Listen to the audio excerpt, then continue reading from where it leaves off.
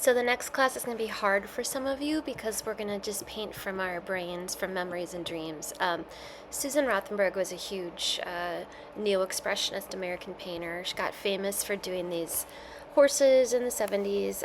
She was one of the few famous female artists, so most of the women I know that were in art school in the 90s were big fans. There weren't many people to pick from, and she was showing at the MoMA and the Whitney. The Obamas, I always love this, had a painting of hers in their private residence, and so often you'd see it behind them. But she painted she was a New Yorker who then moved to New Mexico, and she painted a lot of memories and kind of dreams. These were called the Dominoes series. This is Mondrian dancing, and they referred to dreams she would have, memories. And she was, always kind of painting from this aerial view. And so it's a kind of a good example of you don't have to have source materials in front of you. And in fact, in class tomorrow, there will be no source materials allowed. I might make you put your phone in whatever it is they give our middle school phone peoples. No, I won't, but I'm going to ask you to put your phone away. There's other great painters that do from memory. Peter Doig. I never know how to say his name, so sorry. A hugely famous British painter that does a lot of work with memory and dreams. Bonnard, who was famous, for the, excuse me, ladies bathing, was often painting from memory. His mistress, who had committed suicide, his wife once she passed on. So a lot of these images are kind of dreamy because they are painted from memory. And so, I think some of these were not. They're painted probably in real time, but there's kind of this dreamy, atmospheric approach to it.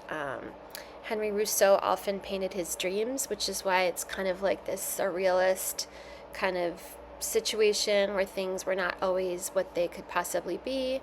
And I kind of picture some of these animals in his dream. I think this one's called The Dream.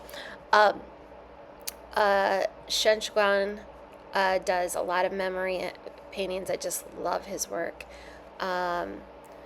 Naudline Pierre, who I just recently discovered, is amazing, and she deals with kind of memory and dreams. A lot of her work deals with the kind of evangelist upbringing, so there's kind of also that approach to kind of symbolism and trance-like, I would say. I don't know if she'd say that, but it reminds me of someone who's like kind of in some sort of spiritual trance state. Celeste Duprey-Spencer, she does like kind of memory with what's really happening with the news, with their personal life, and it kind of all goes in. There's these amazing scenes that can't really be real. I don't think they are. Hurvin Anderson, I love his work. And he also kind of deals with also memory, and I would also say mythology. He was born and raised in the UK, but his parents came from Jamaica, and I think his work kind of touches on having those two worlds collide. And plays.